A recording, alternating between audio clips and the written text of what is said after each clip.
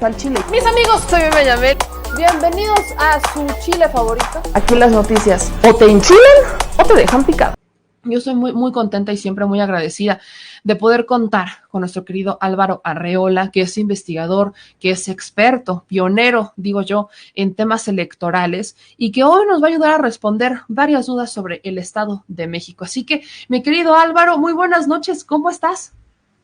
Hola, Meme, muy bien y agradecido por la invitación, como siempre. No, hombre, yo feliz de tenerte por aquí y vamos a darle al Estado de México, un estado que conoces muy Sí. bien, que has estudiado muy bien y que quizás por primera vez podría pertenecer a otro partido. ¿Cómo ves la situación en el Estado de México, ya que se empezaron a perfilar candidatos con la situación actualmente, cómo está el país? ¿Cuál es tu primera lectura? Bueno, hay muchas lecturas, Meme. El Estado de México, según, y bueno, son muchísimas las evidencias empíricas que nos confirman que la elección del Estado de México sigue siendo la más importante de todas las que ocurren en las regiones de todo el país, hasta por encima de la Ciudad de México. Sobre todo porque históricamente y a partir de los años 40 es la entidad en donde han podido confluir varios tipos de intereses, los económicos, los intereses políticos, pero también los ideológicos. La entidad es particularmente importante, sobre todo porque desde los años 40, desde que llegó a gobernar por instrucciones del entonces presidente Manuel Ávila Camacho, el licenciado Isidro Fabela, se conjugaron una serie de proyectos, proyectos que tenían que ver sobre todo con el modelo de desarrollo, un modelo de desarrollo capitalista, ¿sí? En donde no tenía como objetivo más que el desarrollo económico, pero también la unidad política. El Estado de México era como muchas de las entidades federativas de los años 40, no tenía unidad, no había liderazgos, era muy difícil, pero tenía lo más importante, la cercanía con el centro de los poderes federales, la Ciudad de México. De allí pues que la apuesta que hace el gobierno de Ávila Camacho, pero sobre todo Miguel Alemán, para apoyar a los gobernadores como Isidro Fabela primero y luego Alfredo del Mazo Vélez, hace posible que irrumpa, ¿no?, la relación más eficaz, más efectiva, más poderosa entre 1942 y hasta yo creo que el 2012, entre los intereses empresariales y los intereses políticos. De allí pues que la entidad sea, siga siendo todavía el bastión más importante que haya tenido en su poder un partido político, en este caso el Partido Revolucionario Institucional, ¿sí?, que como tal, desde 1951, tiene el poder de la gobernatura. Gubernatura que también para tus seguidores y escuchas, una gobernatura en donde en los últimos 80 años, ¿no?, se distingue sobre todo porque 8 o 9 gobernadores son oriundos, tienen plena identidad de origen, de natalidad, con un municipio particularmente importante y mítico, ¿no?, desde entonces, Atlacomulco. Atlacomulco es sobre todo y especialmente, pues, como decía Fabela, ¿no?, un hombre poético, según ellos, que se transformó en la identidad de los políticos, de los empresarios, de los obispos del Estado de México. Esta es una realidad que interesa mucho, sobre todo, aclarar por lo que viene ocurriendo a partir de la irrupción en el Estado de México en 2015 de un nuevo fenómeno político electoral llamado Morena. Esta es otra historia que a partir de 2015 se hace, pero para poder entender la crisis que viven los partidos tradicionales en el Estado de México, no podemos olvidarnos de esta singular historia política del Estado. Simplemente, para que puedas hacer alguna otra pregunta, te voy a leer una parte del discurso que un destacado gobernador del Estado de México y luego secretario de Gobernación de la República Mexicana señaló o dijo en una fiesta de la fraternidad en el Monte de las Cruces, donde estuvo como testigo el entonces presidente José López Portillo. Estoy hablando de 1979. Y fue Emilio Choaifet, que entonces era presidente municipal de Toluca, quien expresó esto que sintetiza mucho de lo que ahorita te comenté. Decía Choaifet, a propósito del Estado de México: en estas tierras se renuevan los hombres, pero no los principios. Son relevados los mandatarios, pero se mantiene intacto el contenido del mandato. Aprendimos a distinguir claramente el perfil de la gestión en el estilo del gestor, y por eso aquí en nuestro estado, el Estado de México, la continuidad de programa no se niega, sino que es obligación y es orgullo. Este es el mejor testimonio de lo que tú preguntabas: ¿quién manda en el Estado de México? Pues la historia nos dice que es precisamente el titular del Ejecutivo Estatal. Alrededor del Ejecutivo Estatal desde 1942, pero sobre todo de 1945 con Alfredo del Mazo Vélez, se apostó por una unidad política. Este fue uno de los principios básicos para entender al PRI, para entender el enorme poder de los mexiquenses en los últimos 70 años, 80 años, si nos vamos hasta el 42, es entender precisamente que ellos apostaron siempre por la unidad política, porque no se dividiera el Estado de México. Ellos, si algo apostaron para que se conformara esa gran unidad, fue de que su territorio no se dividiera, y apostaron por la política del desarrollo que tuvo como eje principal al capital por encima del trabajo. El desarrollo capitalista del Estado de México es brutal desde los años 50. Si tú comparas, por ejemplo, Naucalpan, Ecatepec, Tlanepantla, Atizapán, municipios conurbados, municipios cercanos al poder de Toluca, pero que se desarrollaron y que desarrollaron la industria mexicana como ninguna otra. Simplemente para que tengan una idea, en 1950 el Estado de México ocupaba más o menos el 28 o 29 lugar de las entidades más desarrolladas en cuanto a industria, en cuanto a servicios, en cuanto a comercios.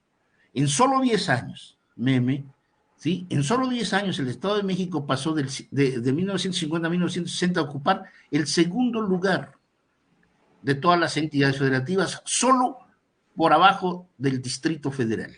El entonces Distrito Federal ocupaba el primer lugar.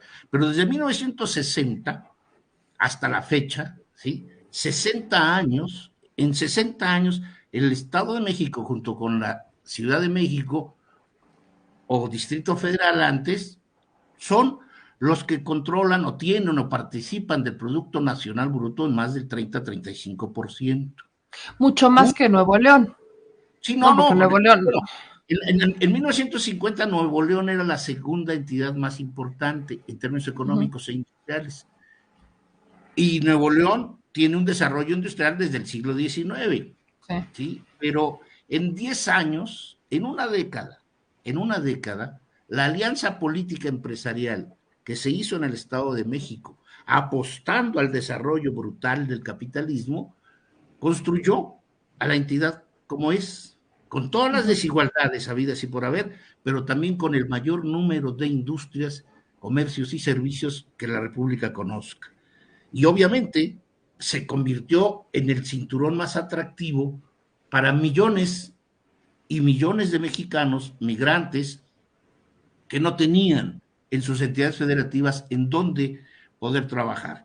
El Estado de México se abrió completamente y bueno, lo escandaloso que vemos ahora de Ecatepec, Tlalnepantla, Naucalpan, bueno, pues ellos son los responsables. Ok. Mira, nada más un comentario para que te imagines también de esta alianza. Siendo gobernador Alfredo del Mazo Vélez, en 1948, 49, se apostó por una excelente propuesta de desarrollo. La excelente propuesta de desarrollo que era eximir de impuestos hasta por 25 años a todos los capitales nacionales o extranjeros que se instalaran en Naucalpan y en Tlalnepantla. Hasta por 25 años. Es decir, el Estado de México no obtuvo impuestos generados por la instalación de estas grandes empresas, muchas de ellas transnacionales, sino hasta 1970, que coincide precisamente con la llegada de un hombre que no se puede entender sin la relación con el capital, Carlos Juan González. El Estado de México, pues, es esa entidad modelo del liberalismo y del neoliberalismo que nos hace pensar precisamente cómo va a poder obtener en los últimos 6 años, ¿sí? de 2017 a 2023 serán 6 años, en donde se desplazó por completo o casi por completo a los 3 partidos históricos que hasta 2015 tenían el poder en la entidad: PRI, PAN y PRD. La historia política del Estado de México hasta 2015 no puede separar, ¿no?, al PRI y al PAN, por un lado, y después desde 1988-89 al PRD. Pero estas 3 fuerzas políticas fueron desplazadas con una rotunda facilidad, si lo queremos ver, no con la simbología y con los términos teóricos, sí podemos entender que una fuerza que emerge desde 2014 y participa en el 2015 y luego en el 2017, Morena, avasalló, acabó con ese modelo partidario que se construyó desde 1942. Este es uno de los fenómenos más interesantes que podemos hoy resaltar. Y entonces, tu pregunta, ¿quién manda en el Estado de México? Simple y sencillamente es una entidad en donde el gobernador es la figura, es el guía, ¿sí? Es el hombre, el caudillo fiel que trata de impulsar los intereses que están detrás. Pero ¿quién manda en el Estado de México? Pues son las grandes empresas, los grandes empresarios. La alianza de políticos con empresarios a través de matrimonios, ligas familiares, etcétera, etcétera, etcétera, pues hacen que durante todos estos años sea un poderosísimo aparato económico administrativo. Ya no tienen el poder político, que sea el que construya. Aquí entran muchos intereses en juego. Para la elección del 23, que es precisamente lo que interesaría discutir, ¿sí? Pero para entender el 23 necesitamos también conocer esta historia política, ¿no? Y nos dice claramente que la relación con los empresarios deviene desde los años 40. Impulsados y apoyados por Miguel Alemán, muchos de los amigos alemanistas se fueron al Estado de México a construir industrias, pero también muchos de los amigos del alemanismo, como del López Mateísmo, ¿sí?, se infiltraron, hicieron alianzas familiares para luego tener a los herederos políticos en muchos de los ayuntamientos. Justo ahí es en donde, perdona que te interrumpa, porque me mandaste estas fotografías que son de tu libro. Y ahí, de hecho, en algunas de esas fotografías vemos matrimonios. Ayúdame a explicar quiénes son estos protagonistas, por qué son importantes estos personajes, porque estás hablando de algo muy, muy interesante. Mira, esta fotografía tiene a 3 personajes históricos del Estado de México. Creo que te envié también otra en donde están los mismos, pero 18 años antes. Esta en una comida, ¿sí?, en donde se encuentra de mi lado izquierdo de la pantalla está Alfredo del Mazo Vélez, que es el abuelo del actual gobernador del Estado de México. En medio está el ilustre doctor y secretario de Salud, ex rector de la UNAM, Gustavo Vaz Prada, ¿sí? Y a la derecha, a mi derecha en la pantalla, o al lado izquierdo de Gustavo Vaz, está Adolfo López Mateos, entonces senador de la República, ¿sí? En esta fotografía, y para que se entienda también lo que posteriormente yo señalo como la mejor alianza política, ideológica y económica que se haya dado en el territorio nacional, en una entidad federativa, tenemos que el primer obispo de Toluca, el primer obispo que tuvo el Estado de México, es el primo hermano del entonces gobernador Alfredo del Mazo Vélez, ¿sí?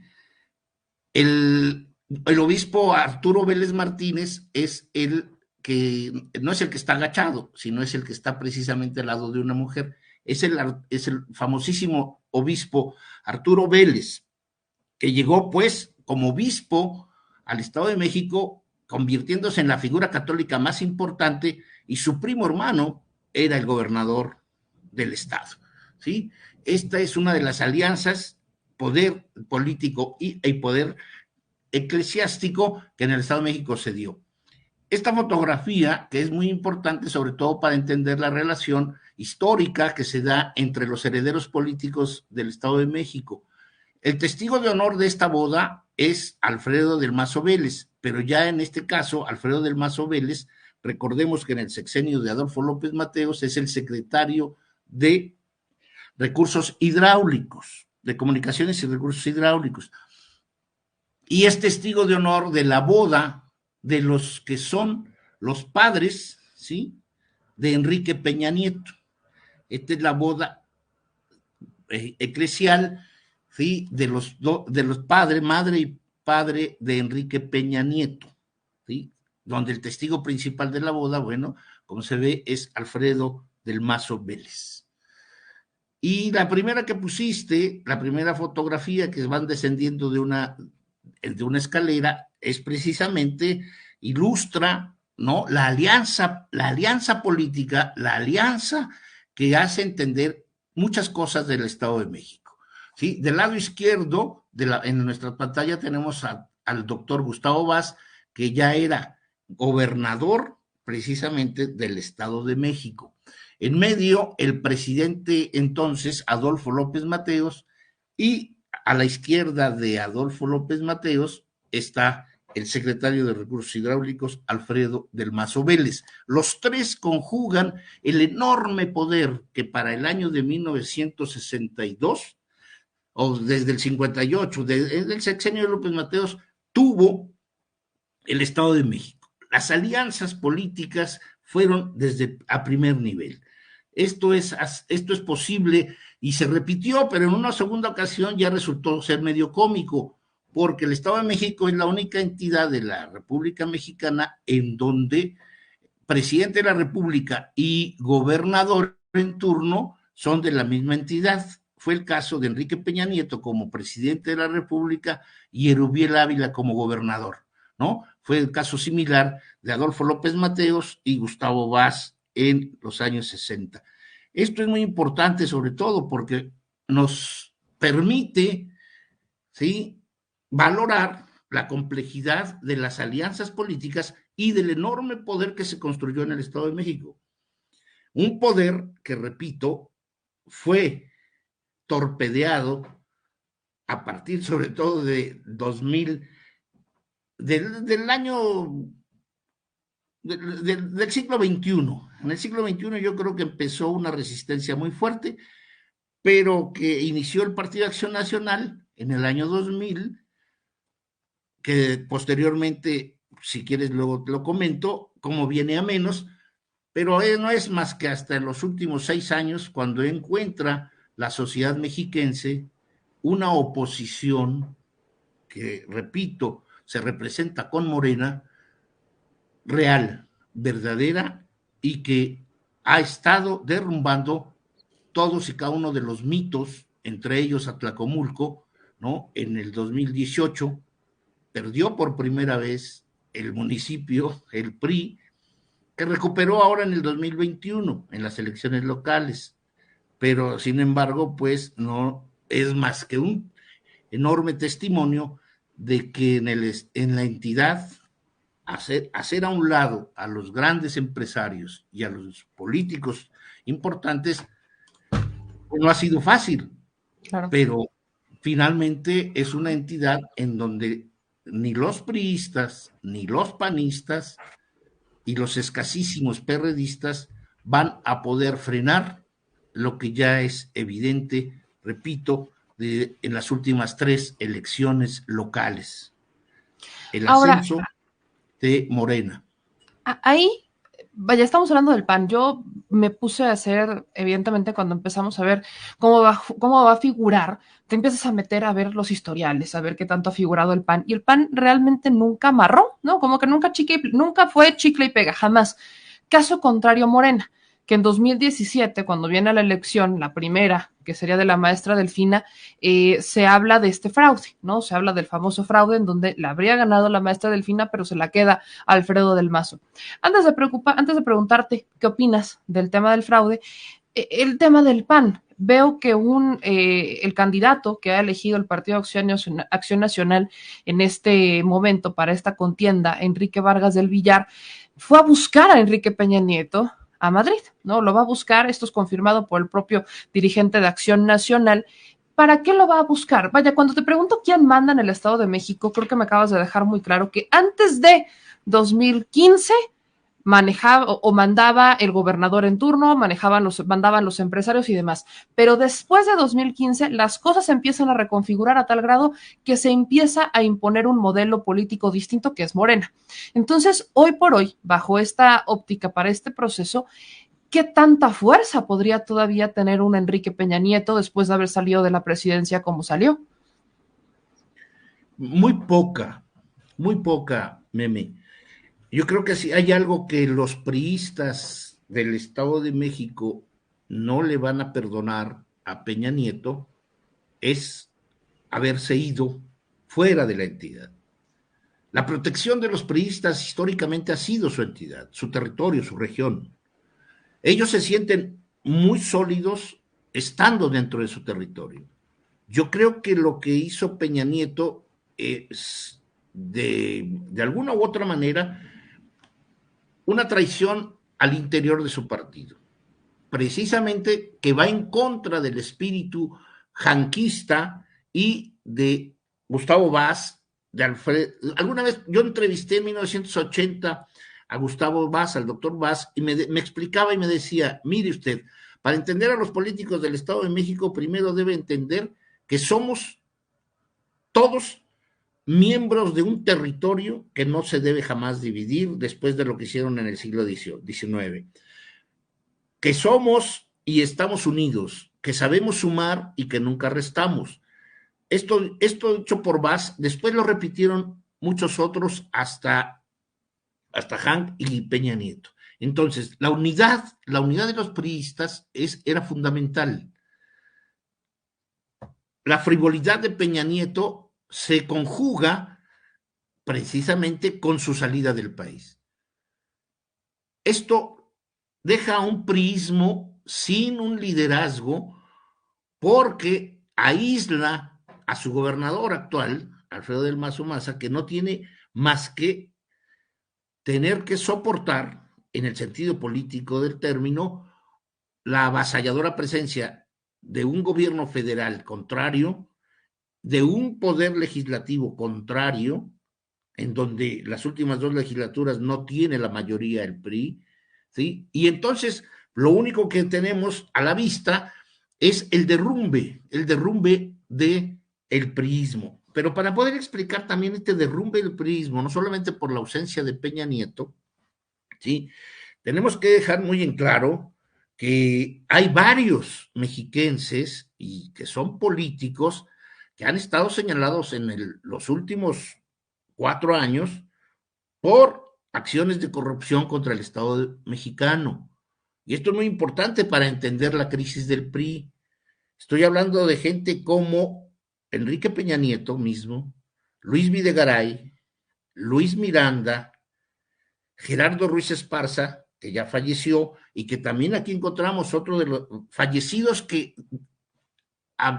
reblandecen el espíritu y control priista. Gente como Alfredo del Mazo González murió, como Gabriel Z. Moll o como Ignacio Pichardo Pagaza.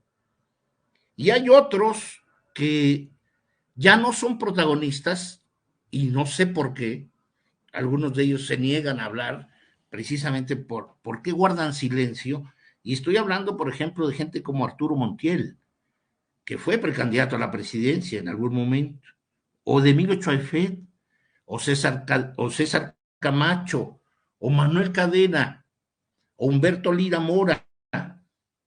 Y hay otros muchos priistas de los últimos 30 años que ahora se recluyeron en notarías, que esta es una de las cosas también que ocurre, ¿no? Estoy pensando en gente como Isidro Muñoz, Humberto Benítez, Jaime Vázquez, René Santín, José Ramón Arana, u otros expriistas que se salieron y que ya no regresaron, como son Mauricio Valdés o como Isidro Pastor.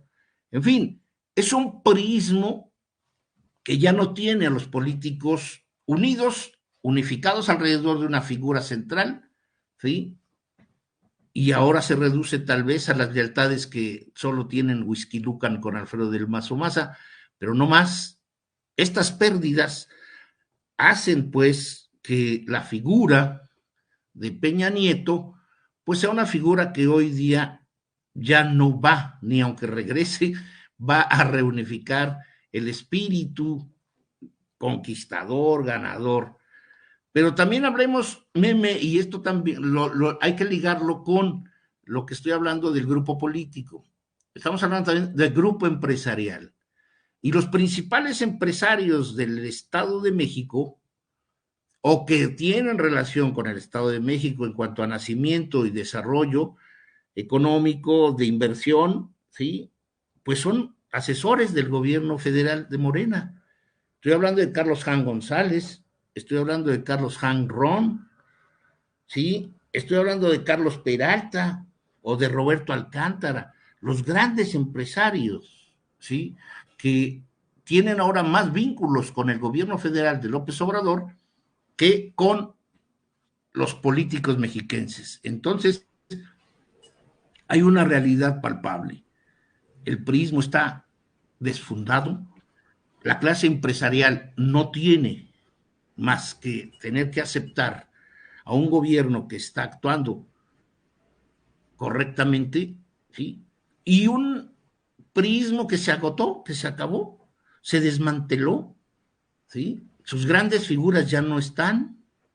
Así es. Los pocos priistas más o menos que tienen ciertos tamaños, ¿no?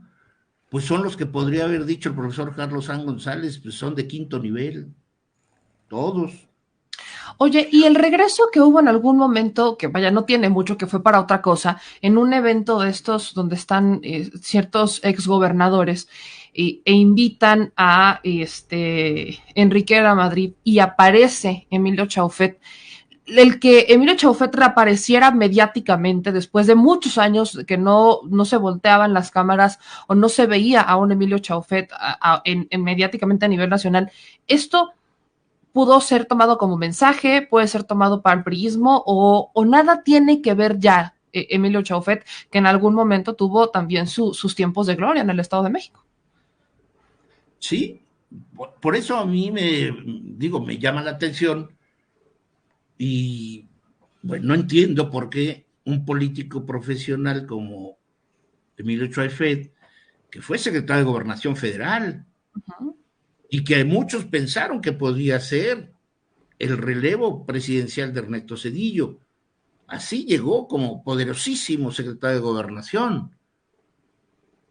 Acteal acabó con él, pero sí, pareciera ser que además de Acteal, enfermedades lo han llevado al ostracismo. Hoy es un hombre apagado, es un hombre que no está, no aparece, pero que tampoco representa hoy día lo que el espíritu político necesita. Quizá un poco la figura más fuerte sería la de Arturo Montiel, pero igual Arturo Montiel está dedicado a sus empresas particulares. A las notarías. No necesariamente. Arturo Montiel es un gran empresario que tiene inversiones, sobre todo las mejores cocinas integrales que hay en México las construye sus empresas. Ah, ok. Entonces, sí, es algo muy interesante. Erubiel Ávila está totalmente apagado, nunca lo dejaron crecer, nunca aceptaron el chantaje que hizo, ¿no? En 2011, ¿no? En el sentido de que alguien del Valle de México tendría que ser candidato y no los famosos hombres de Tlacomulco y Toluca. Y bueno, Erubiel fallidamente terminó su gobierno estando siempre atrás de cualquiera de los secretarios de Estado que iban a Toluca y que comandaban todo el país, pero que no le hacían caso al gobernador. Y fue algo muy fuerte para él. Yo creo que si hay un gobernador que terminó en el peor de los escenarios, fue Erubiel Ávila. César Camacho está refugiado como presidente del Colegio Mexiquense. No sé qué decisión tuvo que tomar Alfredo del Mazo Maza para llevar a un político a un colegio como el Mexiquense, como presidente del Colegio Mexiquense. Entonces, no hay posibilidad alguna de que puedan crecer y se vean fortalecidos por la reaparición de algunos de los que he mencionado, y sobre todo porque muchos de ellos están señalados y estigmatizados como presuntos responsables de corrupción contra el Estado mexicano. Entonces, este es su problema, que no se lo van a poder quitar al momento en que quieran hablar. Entonces, del PAN, bueno, meme, del PAN es verdaderamente triste Sí. reconocer a una organización que fue oposición en el Estado de México desde los años 60, ¿no? O sea, de veras que la familia Vicencio Tobar creció al amparo del PAN del Estado de México como oposición, ¿sí? Ellos formaron parte de ese grupo, ¿no? Al que acusaban de moralista y que no hacían política, sino construían ideas y no sabían otra cosa. Eran peregrinos, les decían peregrinos del fraude, porque lo denunciaban constantemente. Hasta los años 90, la entidad se explicaba sobre todo por la presencia del grupo Atlacomulco en el poder y del PAN en la oposición, aunque fuese en los lugares más visibles, ¿no? El PAN fue oposición en Toluca y a partir de la década de los 90 se refugió en este llamado cordón azul, Naucalpan, Tizapán, Tlanepantla. De ahí no creció. El PAN, por ejemplo, nunca tuvo la posibilidad de ganar en toda la parte más urbana, con mayores desigualdades, con más pobreza, pero que es la que participa políticamente de una forma enorme, toda la parte oriental del Estado de México, toda la parte oriente. El PRI se quedó con el sur, que son los municipios más olvidados, que son los municipios menos poblados. El PAN se quedó con 2 o 3 municipios de la zona central del estado, noroeste, pero la izquierda desde el 1988, la izquierda conquistó todo el oriente. Y en el oriente, hay que recordarlo, está el 75% de la población que vota. De los 15 millones, o 14 y medio, que van a votar en 2023, el 75% del electorado está en la región que desde el 88 controla la izquierda. Ergo, Oye, no hay posibilidad de vencer a la izquierda en el Estado de México en 2023. ahí, que ese es un escenario que justamente has estado retratando, que de hecho cuando fue esta cobertura por las elecciones pasadas, justamente lo mencionabas y me acuerdo mucho que decías, bajo esta óptica, bajo este escenario, no hay, no hay manera que no se pudiera conjugar una victoria para Morena, sobre todo en el Estado de México. Pero ahí, ¿qué rol juega, por ejemplo, la relación que ha tenido el gobernador Alfredo del Mazo con el presidente? Porque si bien es cierto, no ha sido mala, ¿no? Es un gobernador que no se ha opuesto a lo que dice el presidente, que al contrario, si el presidente le dice, tú construyes esto del aeropuerto Felipe Ángeles, lo construye, endeudando al Estado, pero lo construye. No se ha comportado como esa oposición, ¿no? Reaccionaria que hoy tenemos en el país. Casi no son muchos los gobernadores priistas, son más los panistas quienes han estado detrás, ¿no? De que la famosa curatoria constitucional, que esta alianza federalista, y el caso de Del Mazo fue similar al caso de el gobernador de Oaxaca o similar al caso del gobernador del estado de Hidalgo, que hoy son dos estados que gana Morena. Juega de una forma similar como funcionó en Oaxaca y en el estado de Hidalgo. Prácticamente es pues ya el estado ya está cantado. Yo pensaría en algo que puede tener un poco más de reflexión, Meme. Creo que no le queda de otra a quien aspira en política a sobrevivir, y yo creo que Alfredo del Mazo Maza aprendió de su padre, ¿no? No conoció a su abuelo ni como adolescente, pero finalmente había una ideología familiar que le hicieron saber que en política no se hace otra cosa más que la aritmética de sumar, y que en política el que reste pierde todo. Y si hay algo que entienden los políticos mexiquenses, sobre todo los priistas, es eso precisamente, sumar y no restar. Alfredo del Mazo sabe que suma siendo aliado del presidente de la República, y por eso no hay un solo enfrentamiento en los últimos 4 años en donde el gobierno del Estado de México vaya en otra línea que el gobierno federal no esté marcando. Y además, también es en política sabio reconocer cuando tienes un aliado que te ofrece apoyo para destacar un cuadro de inversiones que ayuda, en este caso, el rescate del aeropuerto de Toluca, que por cierto hizo su padre, Alfredo del Mazo González, pero sobre todo el tren, ¿no?, de Toluca, Ciudad de México. Sin el apoyo económico del gobierno federal, estas dos grandes inversiones que van a ser medallas colgadas al cuello del gobernador del Estado de México son gracias al apoyo, ¿sí?, sin condiciones de el titular del Ejecutivo Federal, Andrés Manuel López Obrador.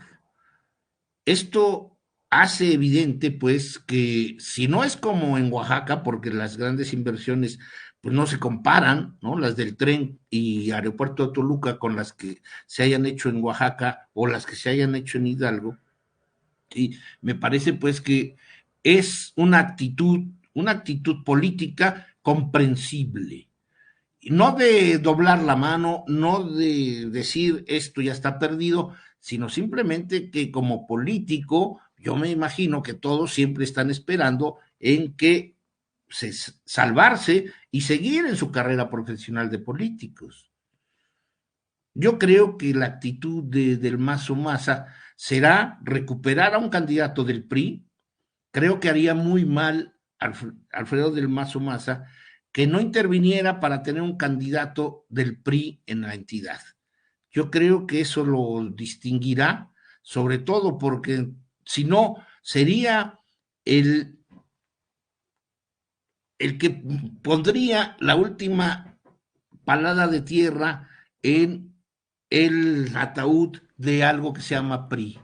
Si no lo hace, si Alfredo del Mazo Maza como gobernador no impulsa una candidatura del PRI en el Estado de México, una solamente del PRI, va a ser repudiado, y yo creo que eso no quiere. Yo creo o sea, que si no fueran en la alianza con el PAN, sería lo peor que le podría pasar, ir en alianza con el PAN o con el PRD. Si va en alianza con el PAN y sobre todo con este candidato inefable. Vargas, claro, sí. Vargas, no, es algo que no, con Vargas no van a sacar ni el 10% de la votación.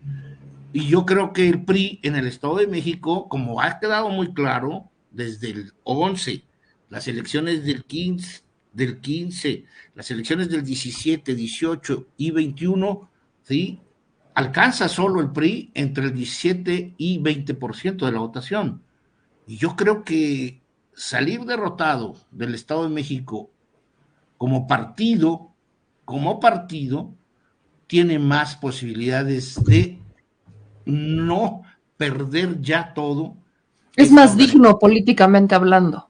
Sí, sí, sí, lo queremos Sí, decir así, me sí. parece que es aceptado Sobre lo que todo dice. por esa identificación que existe con el priismo, ¿no? Como ese orgullo priista en el Estado de México que ha sido su joya de la corona. Digo, tienes toda la Sí, razón. Si a estas alturas lo más probable, todo apunta a que lo van a perder, lo peor que le podría pasar a Alfredo del Mazo es perderlo en alianza, cuando un candidato claro, panista, porque se va claro. a echar encima a los priistas que toda la vida pues han controlado el PRI allá adentro, ¿no? Sí, porque el PRI tiene entre un promedio de 40, 50 ayuntamientos del sur que son priistas históricos. La población es priista y tiene el derecho a seguir siendo priista. Pero un candidato panista en aquellos lugares nunca va a ser votado. Claro. El PAN lo votan en Huixquilucan, al PAN lo votan en Naucalpan un sector, en Ecatepec lo tiene perdida, en Tlanepantla un poco más. Fuera de eso, nada. En el oriente no tiene nada, nada que hacer el PAN. Y bueno, por lo tanto, yo creo que sería muy digno, recupero tu vocablo, que el PRI entendiera y el gobernador ayudara a construir una candidatura, por más gris y por más débil que sea. Uh-huh. Pero yo creo que ese es el final triste que se merece un partido y no el triste final de acompañar una alianza que va a ser derrotada. Estoy de acuerdo. Y digo, y no es como que no vayan a dar la batalla, evidentemente no van a, si el PRI elige irse en candidatura con el PAN, creo que ahí ya estarían declarando la derrota anticipada de ya estoy perdiendo, ¿no? Creo que es ya el decir, ya colgamos los tenis, ya, ay, ya perdimos, ¿no? Mientras que si se van con su propia candidatura, la van a batallar, la van a luchar, la van a perder, pero Sí. la van a perder con dignidad. Y aquí, para terminar Y es esto, mi más querido fácil, Álvaro, en una dime. candidatura del PRI, es más fácil que se recupere a los que están en el silencio, a los que están fuera del partido, a los que sí quisieran otra vez intentar Uh-huh. engancharse en la política. Veríamos ahora sí a Traifeda, a Montiel, a esta César Camacho. Yo creo que eso es lo que los priistas estarían pensando. El conflicto interno del PRI lo tiene que resolver el gobernador, como No, históricamente ha no, sido tratado. Alito. No Alito, no, Alito. Alito es un personaje de la comicidad política mexicana que no tiene nada que ver con la política mexiquense. Nada, Sí, porque Alito es nada. el que últimamente ha estado metiendo mano. Y creo que en el caso del Estado de México, bien dices, no se debería de romper la tradición. Digo, la tradición ha sido que el gobernador es el que manda, digo, correcto, no es lo Sí, correcto, pero pues en el Estado de México han tenido, digamos, esos usos y costumbres, ¿no? De que sea el sí. gobernador el que coloca a su candidato, y si en este caso se rompiera por irse en coalición y más con un Vargas, creo que ya están declarando esta derrota anticipada. Y aquí, por ejemplo, cuando te digo que quizás el PRI, digo, yo pensaría que si se van en candidaturas solos, o sea, se va el PRI solito, pudieran pelearla. ¿Existe riesgo de fraude? Y otra cosa que quisiera preguntarte aquí, el papel del Instituto Electoral, porque ya se habla de este blindaje, ya hay un blindaje Ah, por parte del Instituto Electoral. ¿Qué tanto afecta? ¿A quién afecta? ¿Qué es en realidad esto? no, a ver, la primera es que hacia otra vez, Meme, la La primera primera pregunta. es justamente en el caso de un priismo que se fueran con candidato solo, que no se fueran en alianza, si existe riesgo de fraude, ¿no? Lo que en Ah, 2017 se no, manejó con la maestra Delfina, etcétera. sí. El fraude electoral se sigue practicando, Sí. ¿no? Por el priismo y por el panismo y por el PRD y por varios partidos. O sea, el fraude electoral es una mancha en los procesos democráticos mexicanos. Es algo que conlleva la actividad de algunos partidos, y el que históricamente ha sido el ejemplo mayúsculo del fraude electoral se llama Partido de Revolución Institucional, ¿sí? Y claro. que en las últimas décadas lo acompañó el Partido de Acción Nacional en estas actividades ilícitas. Aquí lo que sucede es de que en el Estado de México, al menos, creo que ha sido el más fácilmente identificable por los recursos económicos que los empresarios ponen, e igualmente por los recursos económicos que el gobierno del estado disponía para todas las actividades electorales. Hoy ya no la tienen. El gobernador Alfredo del Maza ya está atado, no puede, tiene la vigilancia, pero importantísima, de Hacienda, de la Unidad de Inteligencia Financiera, de la Cámara de Diputados local, para que no desborde en esta elección de gobernador los recursos públicos. Esto es ya casi imposible. ¿Quiénes son los que pueden utilizar los recursos? Los empresarios o las organizaciones criminales, a la cual todavía el INE es incapaz de decirnos si hubo o no recursos de procedencia ilícita y de, sobre todo, de organizaciones criminales. Están proponiendo una reforma electoral en donde se anulen elecciones por este motivo, pero no nos dicen de qué manera puede ser frenado o cómo puede distinguirse estos recursos ilícitos. Eso es muy difícil saberlo, pero lo que sí es cierto es de que los empresarios, como los Hank González, Anuar, los Maxice, Peñalosa, los Miguel, Alcántara o Peralta, ya no van a poder sus recursos para un proceso electoral. Ahí es donde se va a frenar completamente. Pero de que lo van a intentar y lo van a hacer de muchas otras formas, sí, la compra del voto. La compra del voto. La quema de urnas. No, la compra del voto es lo más distinguible, pero ya la compra del voto es carísimo. Ya no se puede. La gente, repito. ¿Te pide más? La gente tiene, no, es que la gente en el Oriente, pues tiene desde 1988 que le están comprando el voto. Y cada vez hay más votos a favor del otro. Entonces, pues ya, hay lugares, por ejemplo, yo sé que hay lugares en donde el PRI, desde el 2000, ya no hace campaña electoral. Por ejemplo, en las zonas de la clase media de Naucalpan, el PRI tiene 15 años que no se mete, no hace un mitin, porque sabe que nunca van a votar por ellos. El PRI tampoco hace mítines en determinados municipios del Oriente, ya no entra ni a Nesa, ni a Nezahualcóyotl, ni a Iztapaluca, ya no hay esas concentraciones masivas, porque ya no se puede, ya es rechazado. Entonces, ahí tenemos que estas prácticas están cada vez siendo más limitadas y la vigilancia es mayor. La segunda, dices, y también he leído que se insiste que ahora se están poniendo candados y tener el control del órgano electoral. Siempre lo han tenido. Meme, el órgano electoral es un monstruo, es un muñeco viviente en todas las entidades federativas y a nivel nacional. Es un producto de la alianza histórica entre el PRI y el PAN. Es como el hijito de la alianza, es la semillita de la alianza.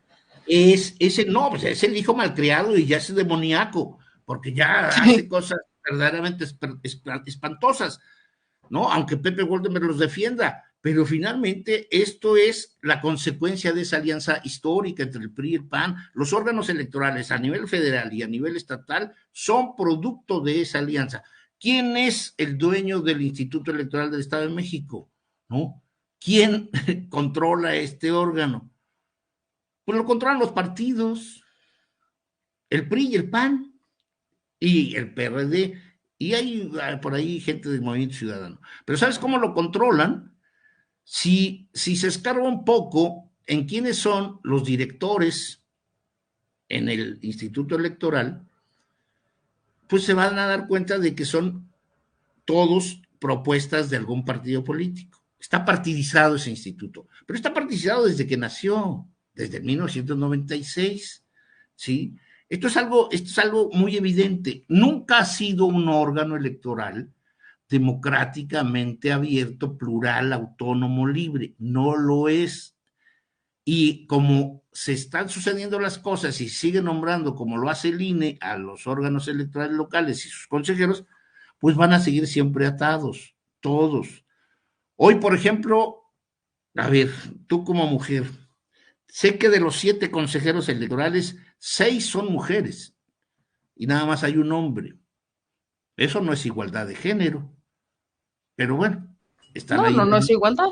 Digo, hay Hay, más mujeres. hay más mujeres, hay 6 de 7. Entonces, bueno, pues está bien. Yo creo que si hay candidatas a la gobernatura mujeres, pues a lo mejor por eso, pues van a ser mejor vistas, más atendidas, etcétera, etcétera. Uh-huh. No hay posibilidad de que a través de un órgano electoral se gane una elección, meme. No, no, no. Se puede perder algunas cosas, ¿no? La representación en capacitación, la representación en casillas, cositas de estas. Pero el gran fraude se hace en otros lados. Entonces, si no tienes al órgano electoral a tu favor, pues no te va a complicar la existencia, porque también ahí hay representantes de partido. Y sobre todo los órganos electorales, como vimos en Oaxaca, como vimos en Hidalgo, como vimos en Durango, como vimos en Tamaulipas, como vimos en Aguascalientes, ¿no? Ya son observados por muchos. Ya no son estos consejeros, ¿no? Que se paseaban y iban por todos lados. No. Hoy están tratando, la población, todos, la sociedad mexicana está tratando de que rindan cuentas. Este es el caso.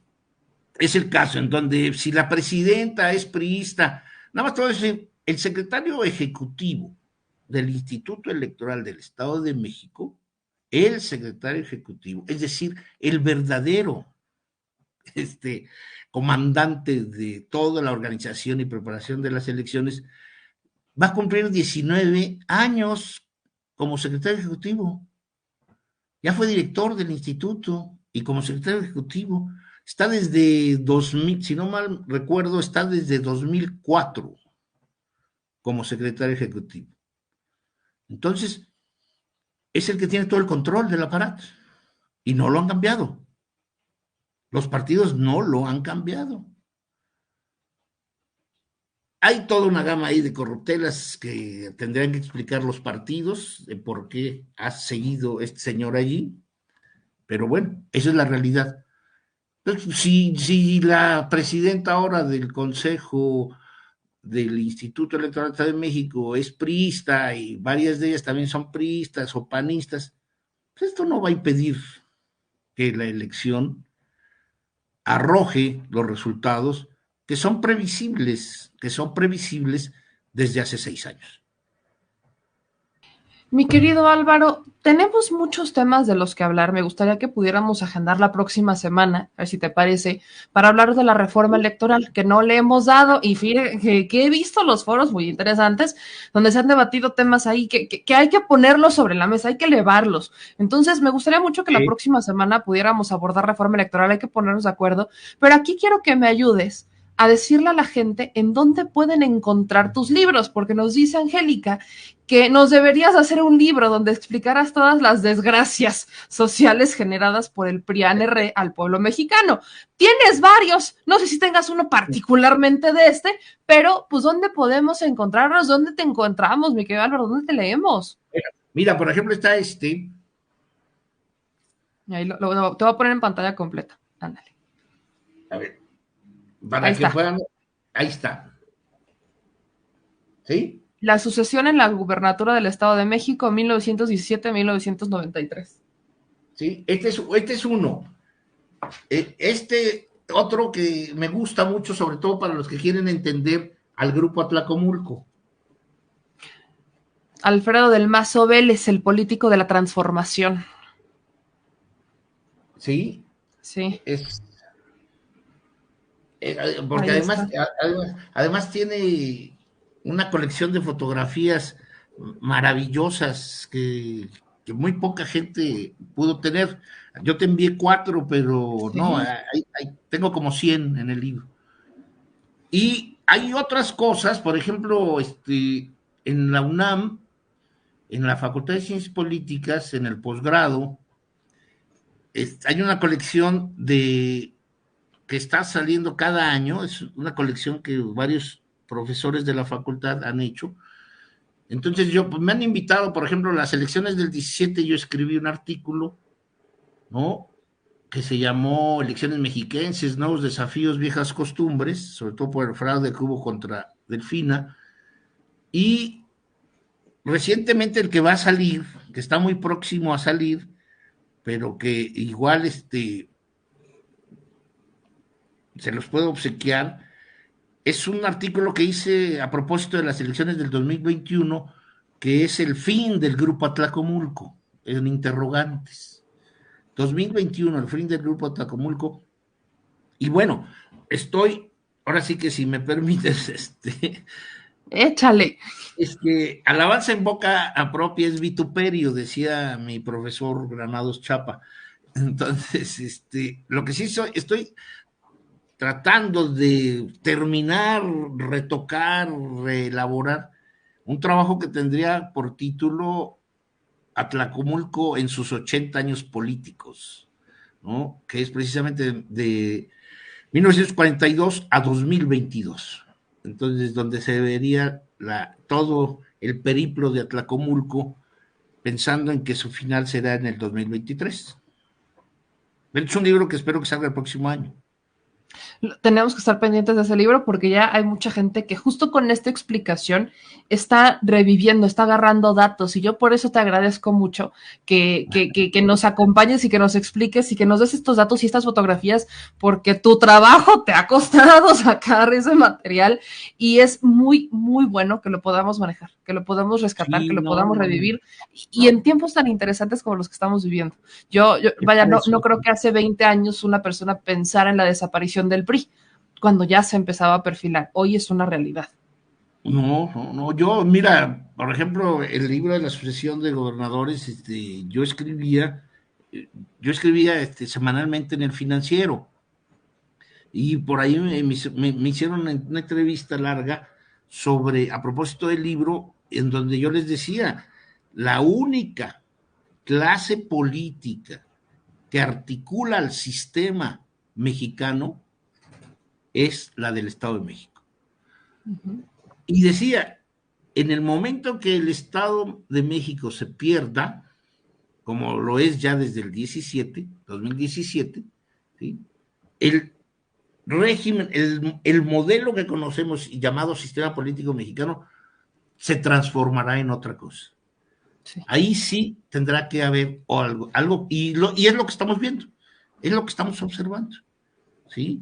Estamos observando que la clase política priista, la más sólida, la más rica, la más poderosa, la más influyente, es la única entidad, Meme, que en los últimos 50 años le disputó al poder federal un programa de desarrollo, una inversión, una decisión para su programa educativo, de salud. La única entidad, no existe una entidad que en los últimos 50 años le haya disputado y ganado en muchas ocasiones al poder federal un tipo de inversión. Y esto ya no se puede. O sea, ya lo vimos con el aeropuerto de Toluca, lo vemos con el tren Toluca-Ciudad de México, lo vemos como las entidades mácula que tenía el priismo están en manos ahora de Morena. Entonces, se acabó, se derrumbó.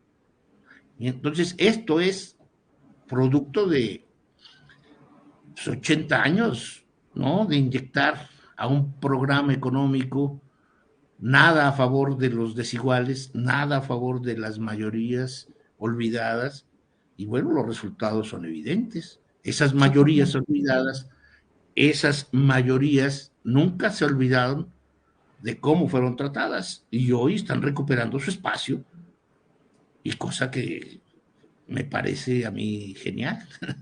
Digo, y sobre todo natural, digo, en algún momento iba a pasar, y que sea en estos tiempos en donde tenemos este acceso a la información, creo que es valiosísimo, mi querido Álvaro Arreola. No, sí, es padrísimo, ¿no? Y yo estoy comprometido para pues le damos la próxima semana, con la reforma electoral. Es donde tú nadas también como Esther Williams. ahí andamos viendo qué onda, pero es que sí, la reforma electoral tenemos que hablar mucho de ella y la próxima semana nada más nos ponemos de acuerdo y la armamos, ¿te parece? Sí, Hecho. encantado, Pues encantado. mi querido Álvaro, te agradezco muchísimo, de verdad, un lujo poder platicar contigo. Nos vemos la próxima semana ya, cerrado para que la gente vaya apartando. Órale, me dará mucho gusto, de veras, me, me hace sentir muy bien.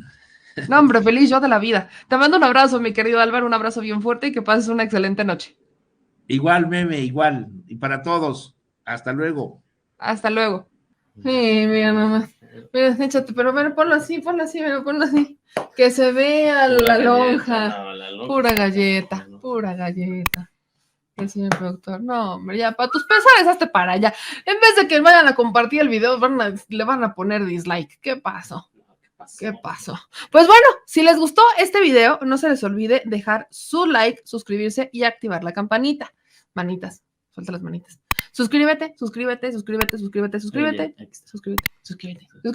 Y si te gustó el video, suscríbete y compártelo, porque hay que descifrizar a la nación, ¿verdad? Al chile. Adiós. Discúlpenlo, tiene déficit de atención. Nos vemos.